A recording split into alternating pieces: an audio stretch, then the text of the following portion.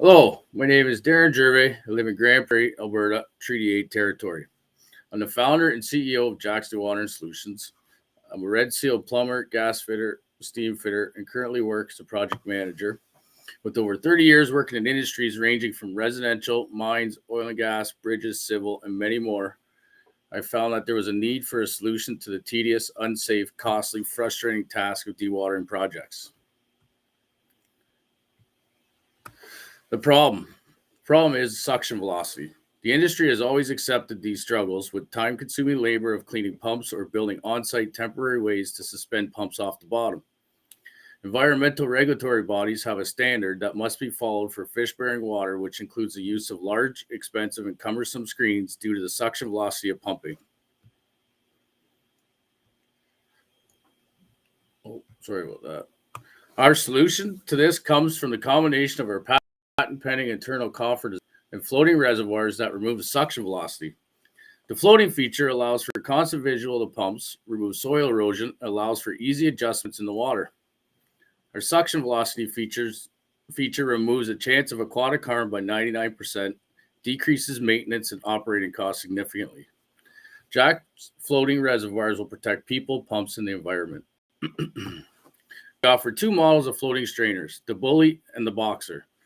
Our sizes range from 2-inch up to 12-inch, and we have the ability to customize to all sizes if required. The Bully model is designed for use with a suction pump that is remotely on land, and the suction hose connects directly to the unit, while the Boxer model will carry the pump inside of the reservoir. Our products are manufactured with high-grade aluminum and welded to the highest industry standard, which gives a long life expectancy. We have light residential plastic models in the prototype stage to be released at a later date. Dewatering is an extremely large market and occurs around the globe. The dewatering pump market in North America alone is currently 3.6 billion and projected to grow to 5.2 billion by 2027. The markets range from residential for ponds and pool pumping to bridges, roads, oil and gas, fires and floods, pulp and paper, and just about anywhere the water needs to be pumped. With the increase of fires and floods around the globe, the necessity of water pumping is going to increase, and Jaxx is going to be an industry leader, if not standard, in the water moving industry. We have a large range of competitors all over the world for different applications, but not one of the designs can claim the zero suction velocity with the small footprint we can achieve. The competition has two major design flaws. The first being they have suction velocity that creates massive buildup on the screens, as well as aquatic entrainment and soil erosion.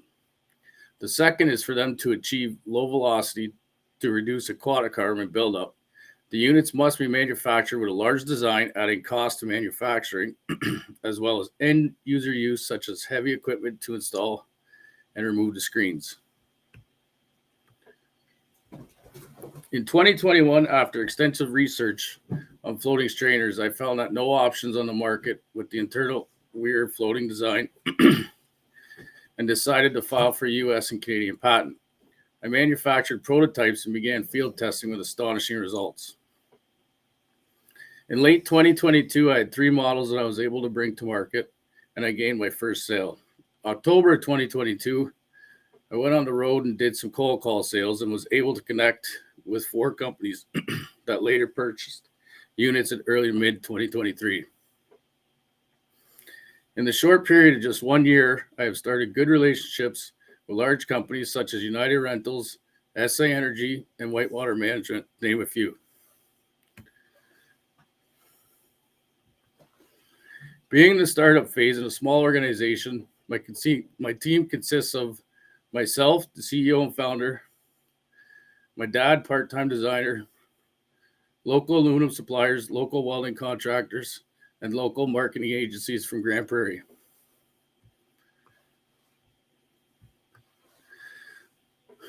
Currently at this stage, I must work a full-time job, but with the help of marketing, advertising, and exposure, the sales will come from me to be able to run Jaxx as a full-time business. Ultimately, I'm asking for mentorship to help with the growth of the business, connections within the water pumping industry, and $30,000 for trade shows, advertising, and marketing of my products. Thank you for your time and giving me the opportunity to pitch my business to you. If you have any questions, please feel free to contact me. Thank you.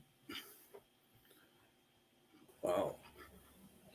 Thanks so much, Darren. And that was great. I think that I just actually want to take an opportunity just to thank all of the pitchers today. I know that it's not an easy thing to come out here and on a platform that you're not super familiar with and present your slides and show your business idea. So I just want to say thank you to everyone. And I think you're all doing a really great job. On that, I will invite the judges to come up and ask their questions. Darren, I'll ask you to stop sharing your screen so that we can see everyone. And yeah. Yeah. So, yeah, thanks. And yeah, I go with the technical glitches. Don't worry. As a judge, I'll just go with it and adapt. So no fears there. I appreciate you trying, and it is a challenge. My question for you, I was very interested in who you're targeting as your customers. And it almost looks like you've got those that are rental companies as well as potential like end users. Are you targeting the rental folk and selling to them, or are you trying to lease the units to the bigger companies? No, with the rental companies, I'd be selling to them. I'm not looking at getting into the rental or lease game. So as far as any of the rental companies, I'd be selling directly to them. And the same with the end users, I would sell directly to them. Okay, thank you. Darren, great presentation. Great presentation. Like what you're doing there. My question is, maybe I'll start with a comment. When building a technology company, it's always good to stay close to the customer, and through feedback from the customer, you often create or identify opportunities to evolve the technology. My question to you, you're already in the field, you're making sales, good work. Have you had any feedback from the customer now in terms of design improvement opportunities or challenges? And I'm thinking down the road too, there must be a service component piece to your business as well if they run into some challenges. Any kind of feedback I've got right now from the end user has all been positive. I haven't had one negative feedback from any of the customers. As far as design, I'm always working on new designs, trying to make them smaller and lighter. As well, like I'm working with Jane there at Red Deer College and Simtac for some smaller, lighter designs. As I mentioned there, the plastic models, which is further down the road, that's more for residential use. That'd be large scale mass production. That would go to like Home Depot and stuff like that. But always looking to improve the product.